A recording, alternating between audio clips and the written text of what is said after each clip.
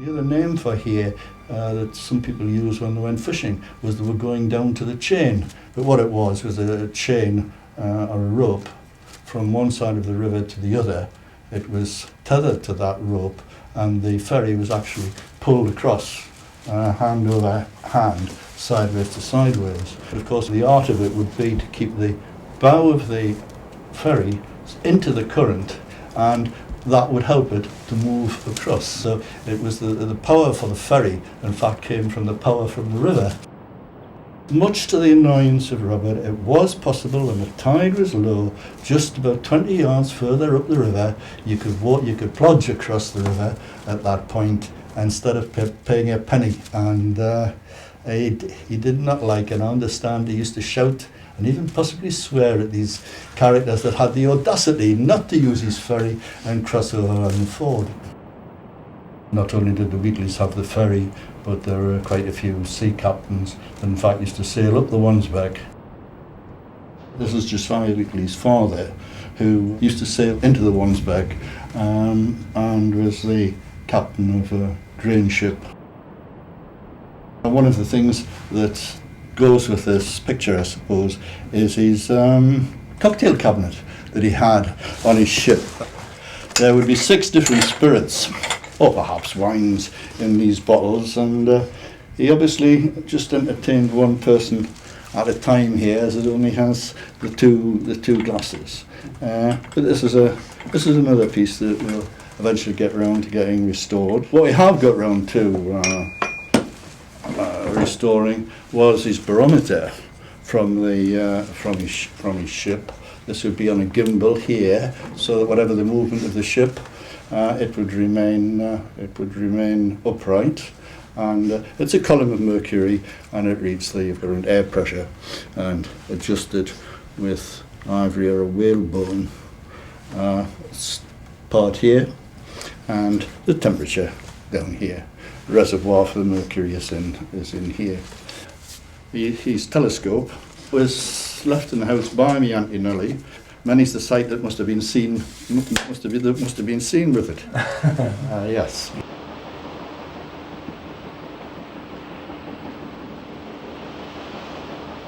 Whatever I remember would come as lots of things, lots of good things. Traditions we had lots of things down here: sea coaling, peak killing, fishing, board breaking.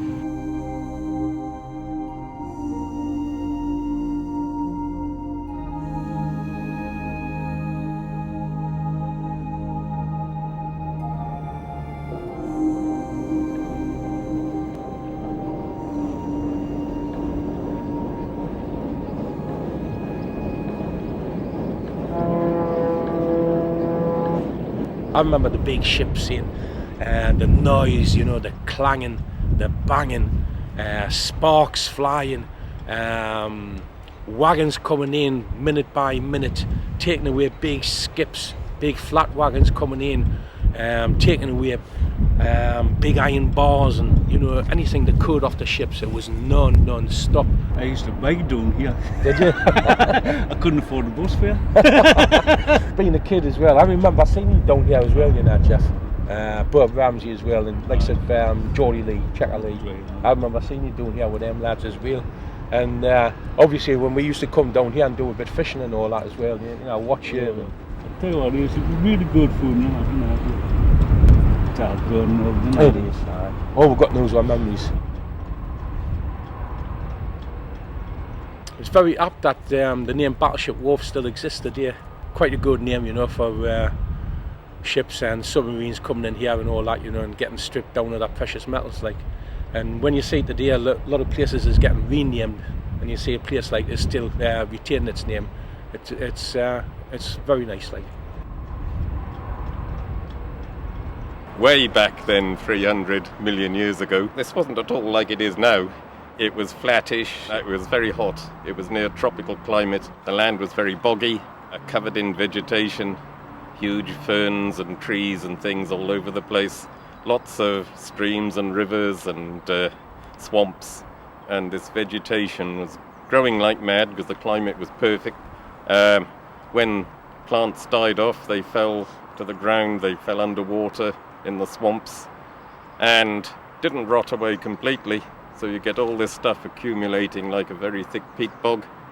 And then, now and again, the sea would come in, swamp it all over with sediment, while more forest and more swamps grew on top. So that way you had a whole series of coal seams in the end, stacked up on top of each other. In the sides, the dike sides and all this, there was ore lying here, which was natural, came from the outcrops.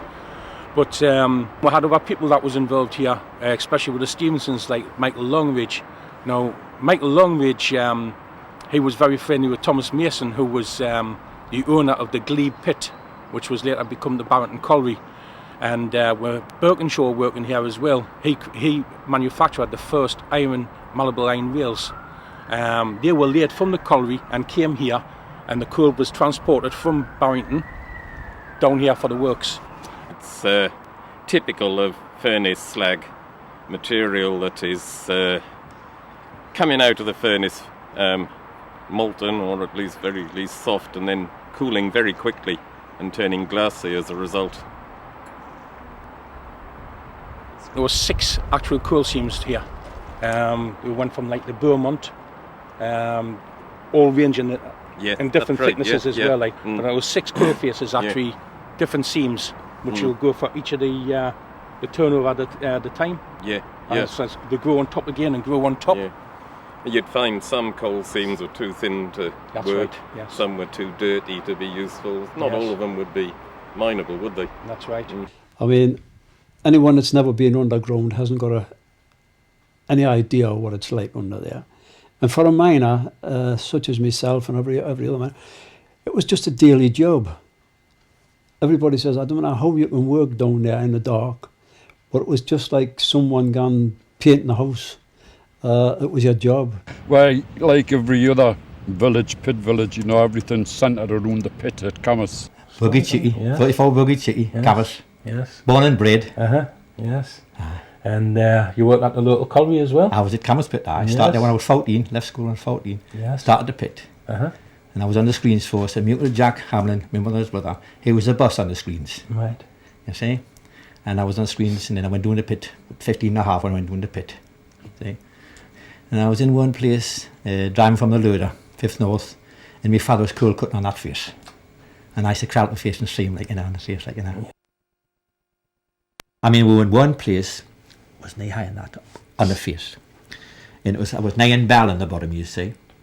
And the coal was getting thinner and thinner. That should height in the middle of the face. So you can walk, you see, get the cutter through. Yes. It was in the bottom Plessy. And this was the last hand from flight of Cambois.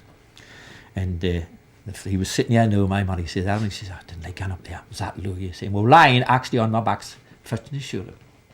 And we used to say, if you got on your shoulder the wrong way up, you wouldn't be able to turn it around. That's right. It's an old saying. What was that horse one again? I remember that horseback. The horseback. Horseback. That was a queer stone, wasn't it? You didn't even need goaters under that. You used to stand at sail. And you could go for about a mile with a horseback. Aye, not a goat, not a stick of timber in, hadn't it up? Well, I mean, if you tried to drill it, you could see why you'd stood there. Aye. Because it used to laugh at you if you tried to drill that. It was dark, of course, but everybody had a lamp. In those days, we had carbine lamps. You used to have a cap lamp with carbine in, and you used to strike a light and light it. Then later on, quite a few years later on, it became an unsmoking pit. And when it became an unsmoking pit, you could no longer use carbine lamps. You had to use electric lamps. I left school on the Friday at 3:30. Aye. Went home, my father told us to go west. I was up at the colliery manager's office at 4 o'clock and I started walking on Monday. You do that. That's the way it was. Was that on Bank Street away like here, wasn't it? I started walking on the screens. Aye. Yes. It's still happy memories, mate. Oh, it is.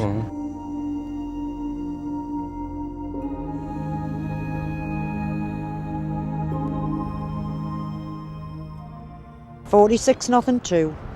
That was my mother's cheque number, aye. But it was lovely. Then you had like a chemist on the end. I want a chemist The on store. the end, yes. And then you had the big door, big double gates, Uh-huh. and the horses used to go through there with the carts in. That's where I went in to collect the rubbish and that. Aye. Because they had store horses and all. They were kept at this co-op. Aye. Aye. That's So, store so when you horses went in, that pulled the you carts. had all, aye. like all the store was sort of this way. You went through big double doors, and you went around. There was like a loading platform, for fetching the groceries in. Aye. And on this side, all inside, was the stables. I'm sure we can all remember the guy at the pit I used to call him Dosey, who was the man that did all the horse showing and looking after the pit ponies and the horses at the pit. My father used to show all them, the whole lot. Me wouldn't.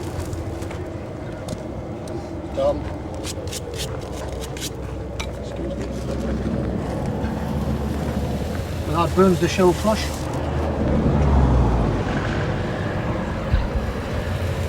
What an awful smell, but Lovely. Oh, that's when I come in the bank, that's how I get a place at the bar, no problem. I put 4 on the outside, 3 on the inside, and I take them down. Stand to them.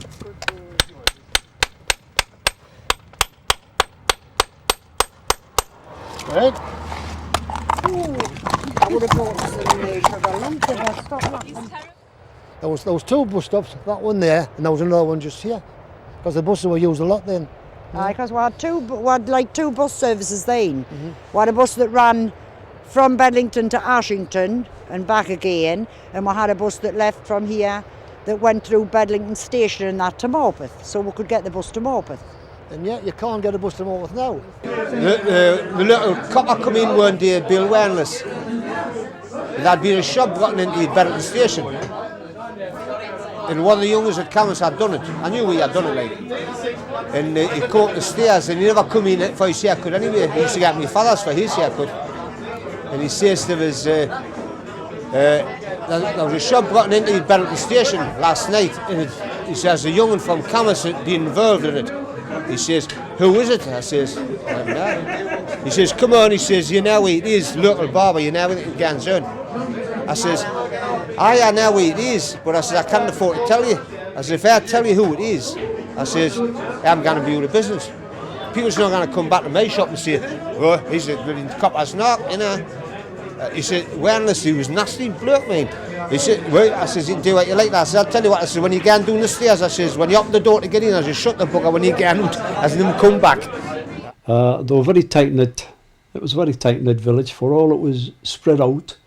When I say tight-knit, personally, everybody knew everybody, everybody helped everybody. It was really a nice village to come to, actually.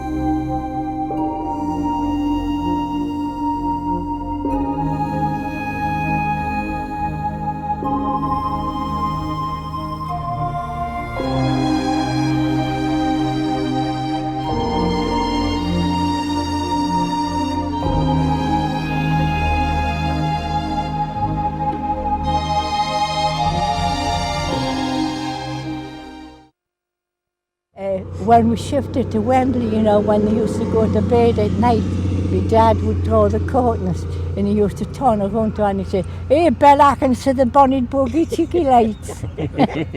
You see, he was born in Bridge Street. Yes. Well, my mother was born up here. Yes. And she always liked up here. I remember Billy Joyce across the road had the farm next to the Half Moon. And this hen come in one day at the back. It was a hot day, so I had all the doors open in the shop. And this hen come in, you see, and it was in the back shop and it was clocking away. I says to my father, hey. He says, leave it, it's going to lay an egg. I says, oh, champion. So I said, come to dinner time, so we'll come home for our dinner, you see. Went back to the dinner, still sitting. It's going to lay an egg, you see.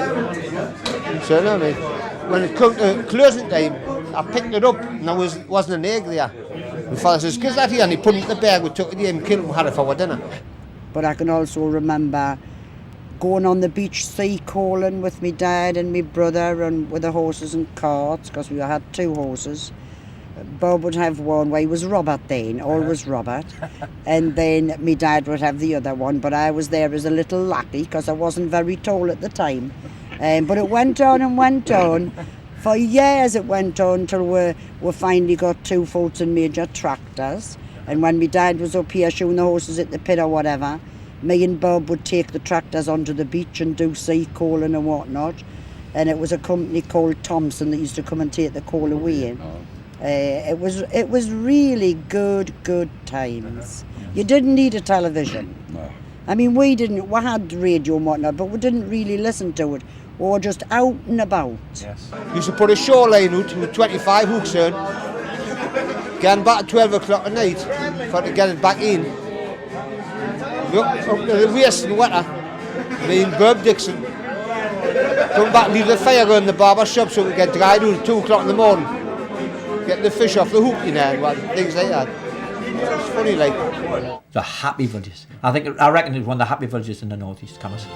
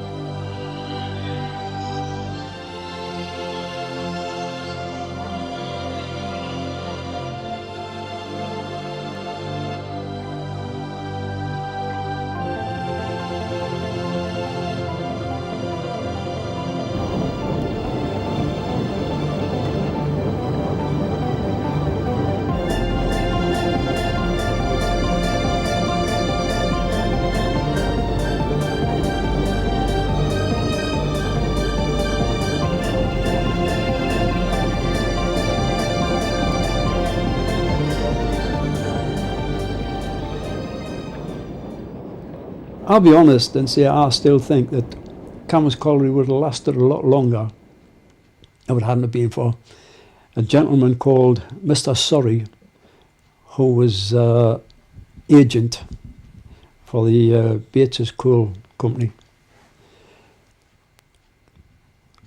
I saw equipment come to Cambois as new equipment, such as cutting machines, loader machines, conveyor belts. I've seen them come to Cambois and stored on bank in a compound and then sold to Bates's Colliery as second hand.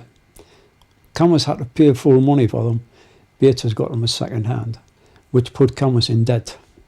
And it was, I always said, and I still believe, that there was a purpose behind that, and the purpose was to close Cambois instead of Bates's. And I remember the last day at Cambois when she closed on a Friday. I went to this flat in the bottom of Plessy. Set the plough here, the coal was just pouring off. And then we just switched off and had our bait and come out.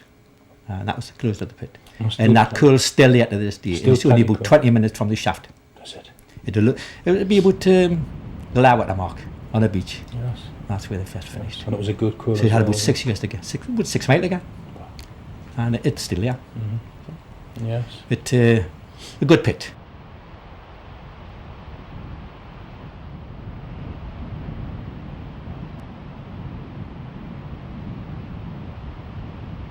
Well, they closed the pit, you see. If they hadn't closed they closed the pit, but they started to pull the hoses down. If they'd left the hoses, I would still be there yet. But they started to pull the hoses down, so people went away to Grange Park and other places. The village just died, you know. The village died after that. So I thought, well, I was only 26, I'll get out and try something new. I never went back to it. Never went back.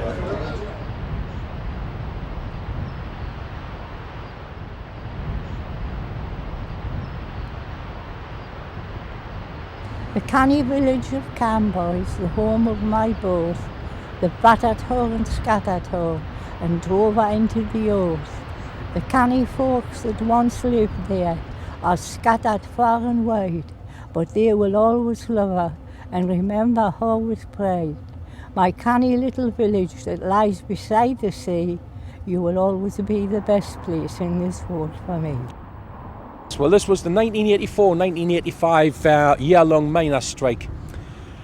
When it started, obviously, we needed coal to keep warm and that, you know. And we came along here, there was 3 of us. And I think it was a joint decision to have a look around here, see if there was any coal under the surface. First year, we must have filled about, 60 bags, which was a lot of coal. And that coal was actually sold around the doors, and we were getting £3 a bag at the time. So it was a lot of money. We were making more then than what we were at the pit, which was unreal. So anyway, we started here, and we came here the next day. And as we came around down the road here, looked around, it was like Blackpool. Honest, everybody, people must have been passing and seeing what were all this coal, and word got around, and this place was full, and we couldn't even get in to fill any coal. We'd done that, and then we decided to go over to the colliery, and we went over the colliery there, and in the colliery yard, we started digging. So 6 foot down, you'd start to find the coal, and it must have had such a depth on it, but the water was coming in hard. So when you were in the hole, the water was coming up all the time. So we used to set little pumps away working off car batteries, and we used to pump the water out.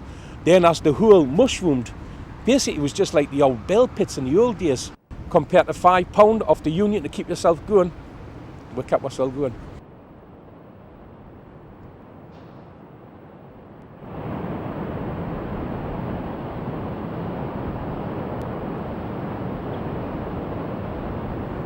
Well, there'll be a miss, but they were terrible when they were walking, mind. But as I say, we'll miss them, you know. I kind of like them, me. The chimneys, not the station. I kind of like getting used with the chimneys, the site. Wherever you come from, they're here. You can see them, you know. Everybody likes to see the chimneys when they come to Cambois. Oh, Cambois, chimneys.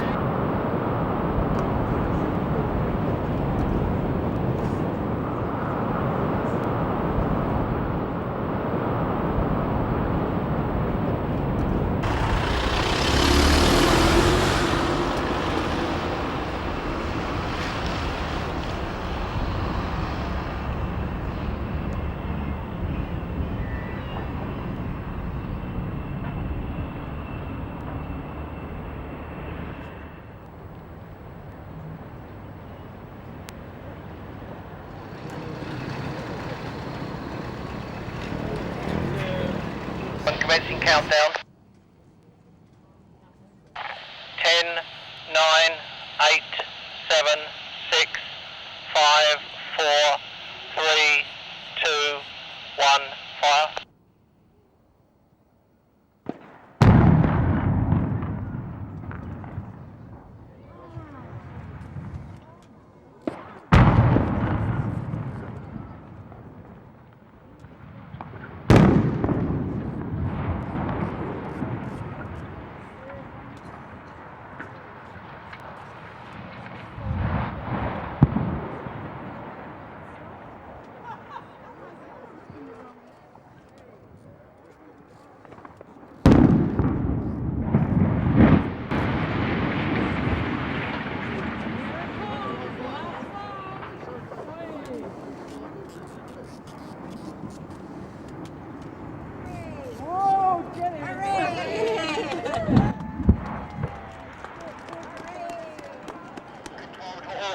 Control to all flagmen, hold your positions, hold your positions.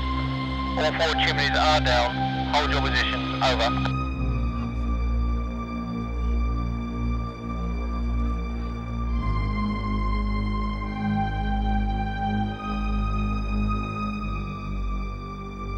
I've got my fingers crossed. You know, you have your doubts, but I don't know what's going to happen. Just hope that it is something for us, not for them.